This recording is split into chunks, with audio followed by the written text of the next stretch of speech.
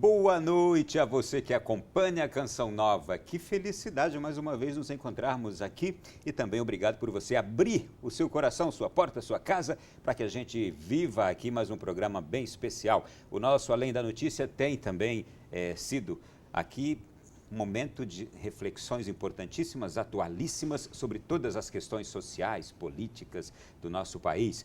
Hoje nós vamos falar sobre um tema também que está agora tomando conta de todos os debates. É o tema da terceirização.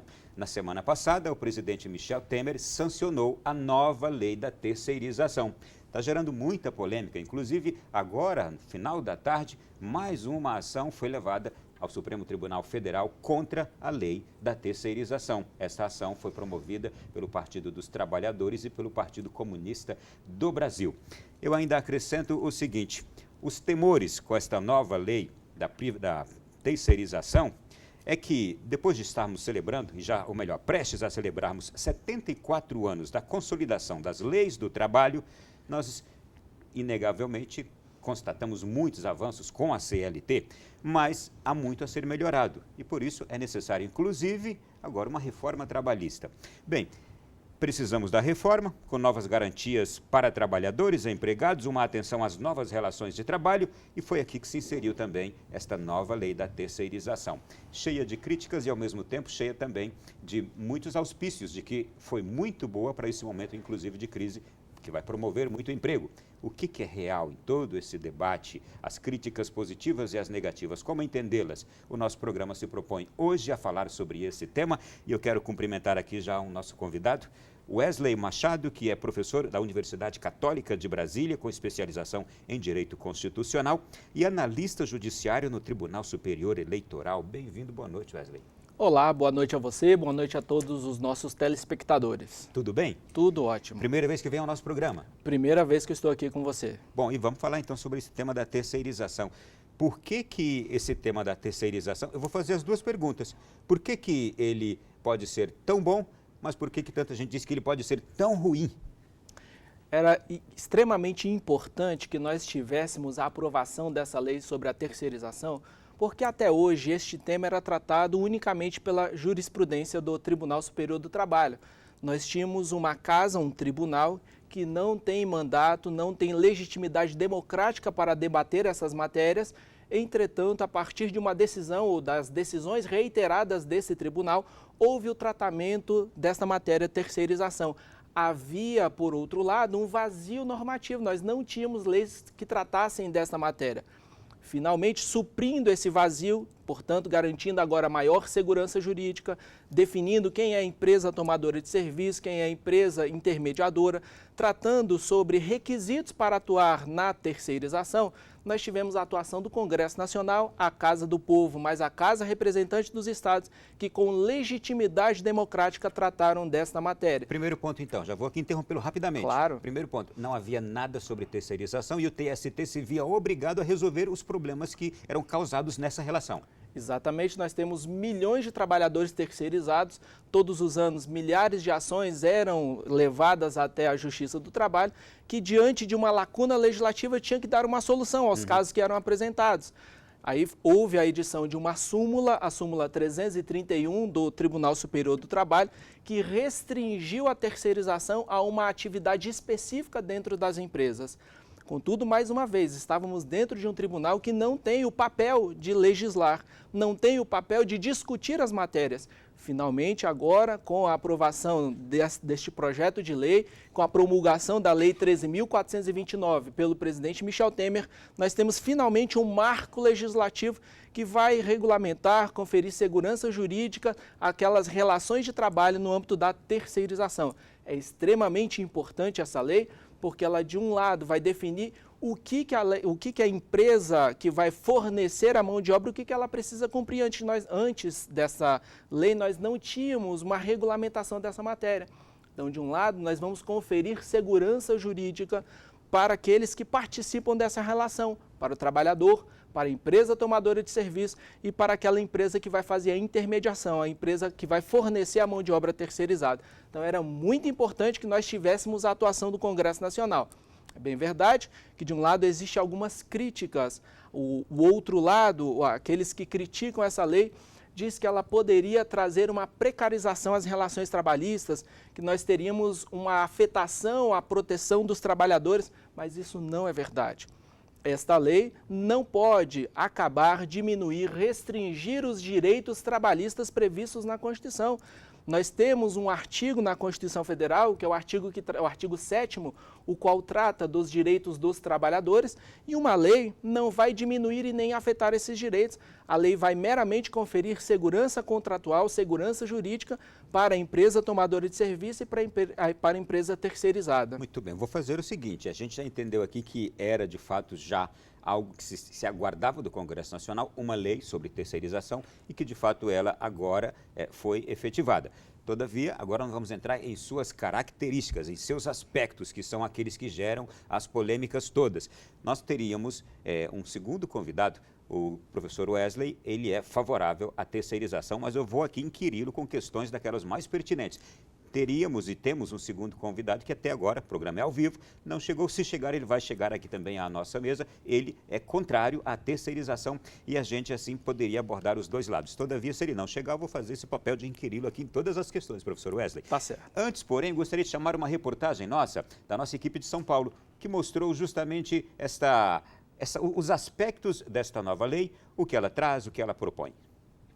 Assim como na década de 90, o projeto de lei prevê terceirização não só em serviços específicos, como limpeza, segurança e alimentação, consideradas atividades secundárias, mas diz respeito a qualquer tipo de cargo na organização. Ele pode terceirizar, inclusive, o caixa bancário, ele pode terceirizar, inclusive, a gerência e assim por diante. Com a aprovação do projeto de lei, o trabalhador será funcionário da empresa terceirizada que o contratou. Esta firma fará a seleção e pagará o salário. O tempo de serviço do temporário na mesma empresa é de 6 meses, podendo ser prorrogado em mais 90 dias. As contribuições previdenciárias seguem regra. A empresa que contrata a terceirizada recolhe 11% do salário e depois desconta do valor pago à organização que combinou o serviço. A garantia de segurança é responsabilidade da firma contratante e é obrigatória. 4 anos depois da origem da proposta, o texto ainda ficou mais 15 anos na Câmara para análise final dos deputados. O governo antes não priorizou a decisão em razão do controle que a Justiça do Trabalho tem sobre as contratações temporárias. Mas de uns tempos para cá, a instabilidade financeira falou mais alto. A maior rotatividade de empregos pode ser um benefício, mas o novo meio de trabalho garante fragilidade ao empregado. Vai ter a redução salarial, ele tem uma possibilidade maior de acidentes e doenças ocupacionais. Essa relação ela passa a ser não mais de contratação de serviços, e sim de mera mão de obra. Será que essa empresa terá condições de arcar com todas as responsabilidades trabalhistas comigo? Ou será que eu vou ficar naquela empresa apenas 1, 2 meses? O empregado que vai se sujeitar a isso, ele tem que realmente investigar um pouco o histórico dessa empresa, ao ponto de que realmente não seja enganado ou seja fragilizado em seus direitos trabalhistas. Sua observação sobre a reportagem que acabamos de ouvir, o que o senhor observa já ali que gostaria de esclarecer melhor? É extremamente importante que a gente faça uma distinção entre o trabalho temporário e o trabalho terceirizado. O trabalho temporário é aquela atividade que é contratada para suprir uma necessidade inadiável, uma urgência que surgiu em uma empresa. Neste caso, há uma limitação do tempo de duração do contrato de trabalho temporário. O contrato de trabalho temporário, segundo essa nova alteração legislativa, poderá durar no máximo 270 dias. Terminado este prazo, admite-se uma prorrogação por até 90 dias. Mas o que é importante no trabalho temporário é que é para suprir uma situação de emergência, uma situação temporária em uma determinada empresa. De outro lado, nós temos a terceirização, o trabalho terceirizado. Neste caso, não existe nenhuma limitação de tempo, é possível que ele perdure até por vários anos, não havendo aquela limitação temporal do prazo do contrato entre a empresa tomadora e aquela empresa que vai fornecer o trabalho terceirizado.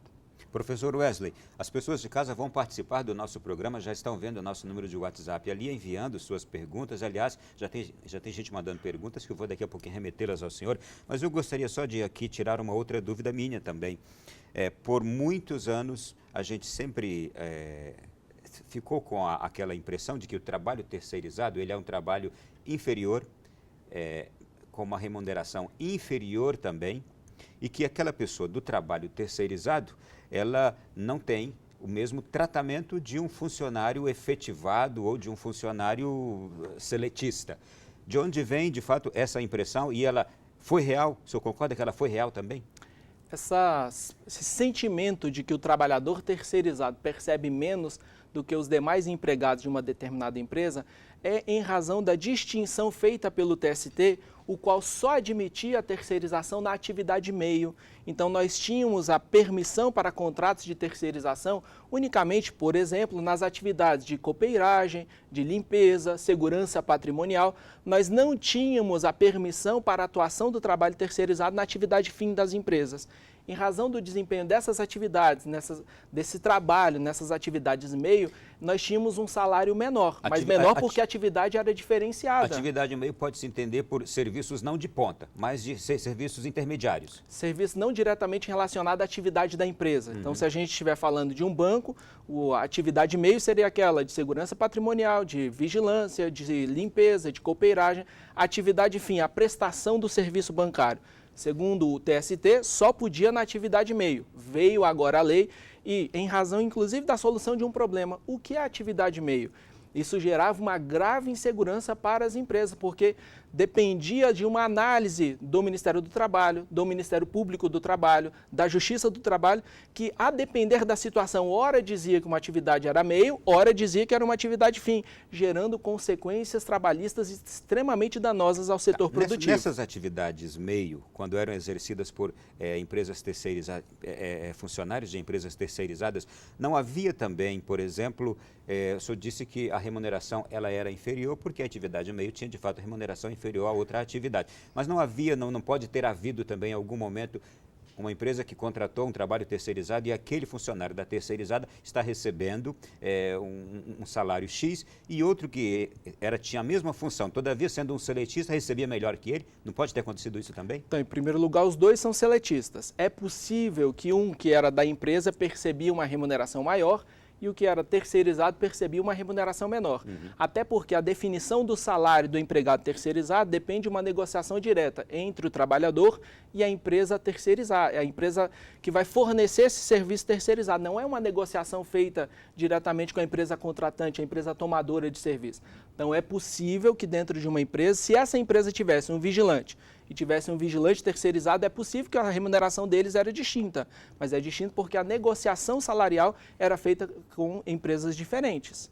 Mas a tendência é que, a partir de agora, com a permissão de atuação da terceirização em qualquer atividade nas empresas, nós tenhamos a utilização desse serviço, dessa mão de obra terceirizada em atividades especializadas. É possível que nós tenhamos, a partir de agora, empresas que vão se especializar no fornecimento de algumas mãos de obras e esses trabalhadores que, a partir de então, vão desempenhar essas outras atividades especializadas terão uma remuneração maior. O que vai trazer um benefício para o mercado atual é que aquela empresa que está prestando o seu serviço, aquela empresa que atua no mercado, vai deter a sua atenção no seu produto, vai poder inovar, vai colocar as suas atenções no melhoramento do seu serviço. Uma outra empresa que vai fornecer a mão de obra, vai treinar os seus profissionais, vai dar a eles os equipamentos de proteção individual, vai fazer com que aquela outra empresa tenha a mão de obra à sua disposição. Nós temos uma dupla garantia, um duplo benefício. A empresa que não tem mais que se preocupar, aquela empresa tomadora do serviço, não tem mais que se preocupar com contratação, recrutamento, treinamento, então ela vai se focar na sua atividade fim.